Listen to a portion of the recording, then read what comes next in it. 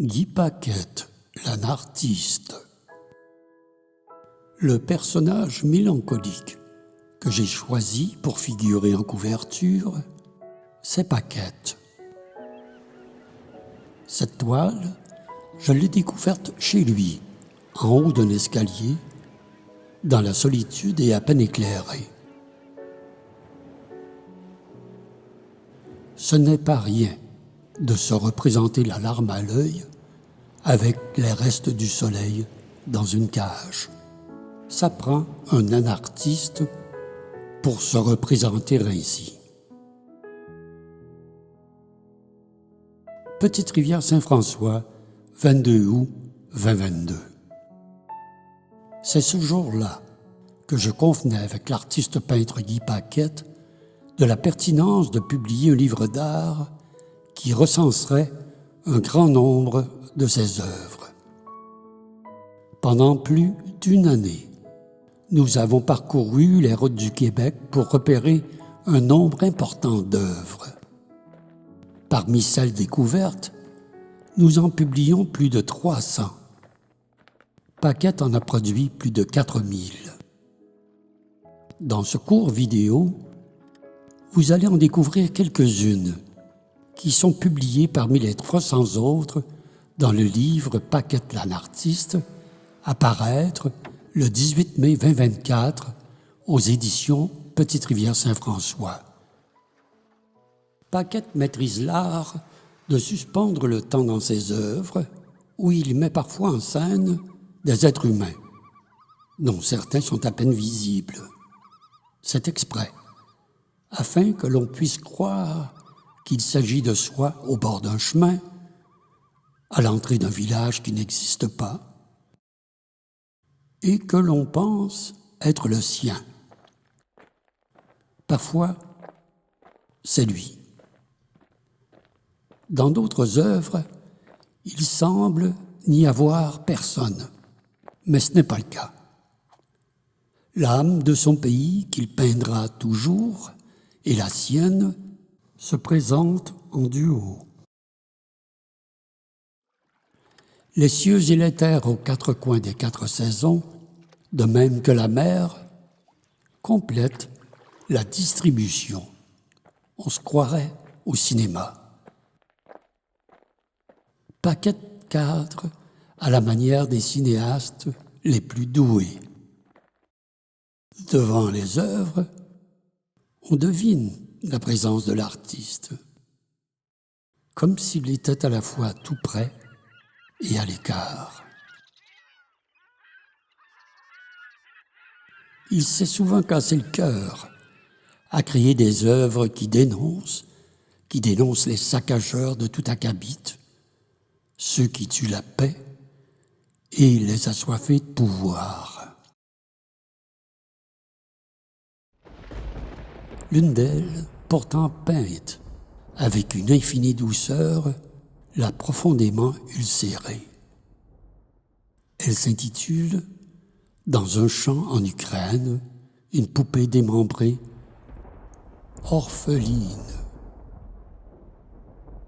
Voilà pourquoi j'ai voulu les publier. Son cœur, il le raccommode en créant des œuvres qui l'amusent, et il rit en les imaginant et en les peignant. C'est un artiste qui sait aussi peindre l'amitié, et ça se trouve dans ce livre. C'est émouvant.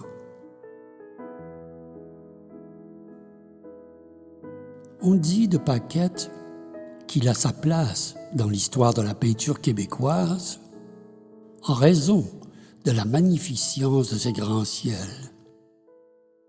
Mais on n'a encore jamais dit que sans sa mère qui lui a appris à aimer la lune, il n'y aurait peut-être jamais eu de grand ciel Paquette.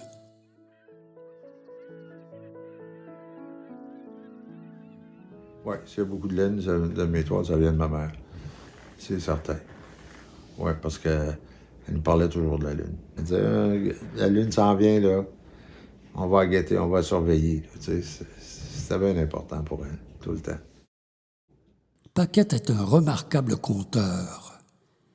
Il accompagne ses œuvres de titres qui pourraient bien être les premiers mots d'une nouvelle inachevée, une histoire qui en cache une autre.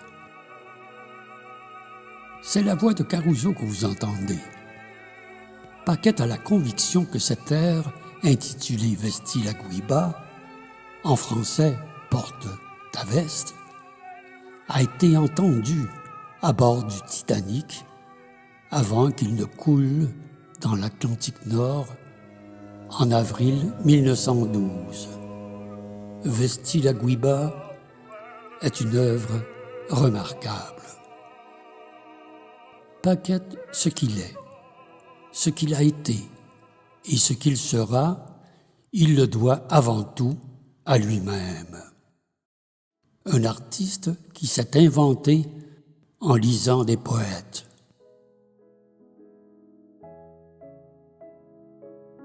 Mais surtout, un homme épris de liberté qui ne se trahira jamais.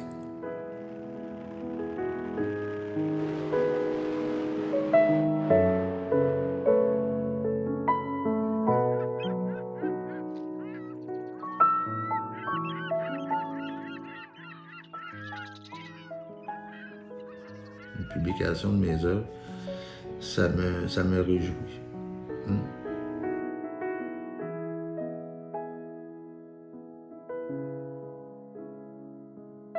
Paquette m'a invité à le raconter un peu, comme je le percevais, et d'accompagner d'un récit plusieurs de ses œuvres qui m'ont inspiré.